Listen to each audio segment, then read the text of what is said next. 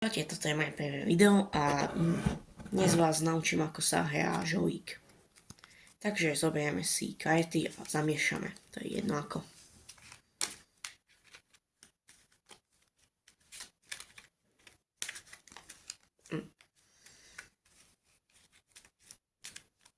No, tak keď máme zamiešané, tak druhý hráč sekne tie karty.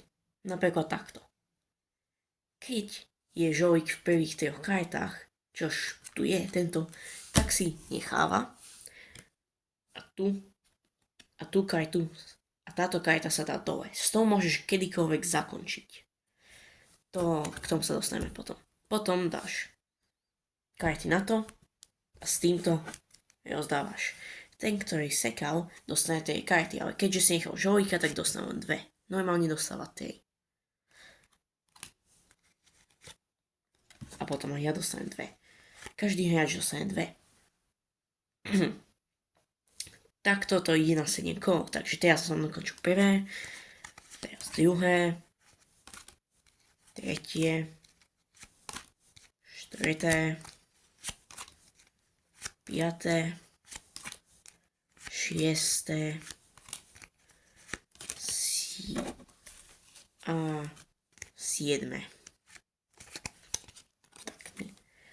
Potom každý hráč by mal 14 kariet, okrem toho, ktorý si samozrejme sekal, ten by mal mať 15. 1, 2, 3, 4, 5, 6, 7, 8, 10, 11, 12, 13, 14. Tak.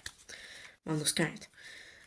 Takže on teraz musí prvú kartu vyhodiť. Vyhodí sa len takto siedu, niekde z toho. Povedzme, že vyhodí toto kvečko. Toto kvečko.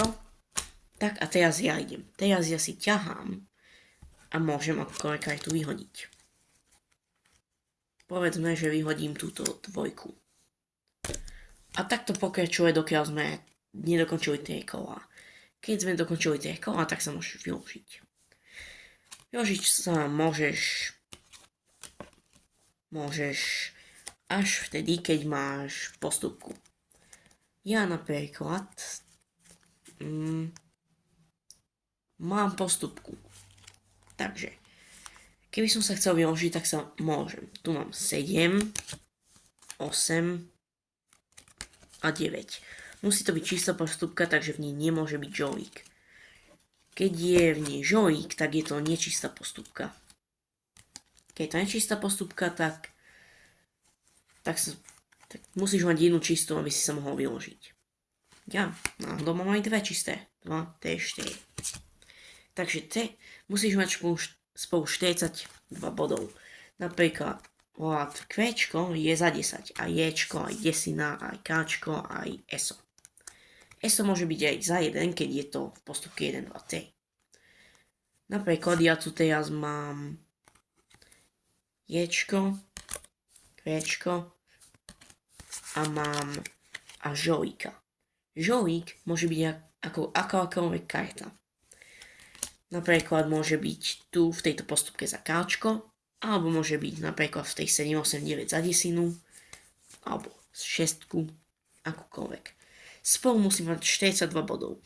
Takže to je 15, 24, 28, 31, 32 plus 30, to je až 62. A teraz stále musím jednu kartu vyhodiť. Napríklad túto 4. Napríklad teraz sa on môže vyložiť. Keby sa vyložil, tak povedzme, že sa vyložil, a teraz môže aj dodať kartu nejakú. Napríklad tu má 5, takže tu by mohol dať do tej 2, 3, 4, tak môže byť aj 5. To môže dodať kedykoľvek. Taktiež, keď sa vyložíš, tak môžeš si aj zobrať kartu z hora, ktorá je posledná karta, ktorá sa vyhodila. Keď tu zoberieš, tak ju musíš dať dole. To môžeš aj keď si sa už vyložil, ale musíš ju niekam dodať. Nemôžeš si ju dať do ruky. A takto hra pokračuje, dokiaľ nemáš 2 karty a môžeš ich niekde doložiť.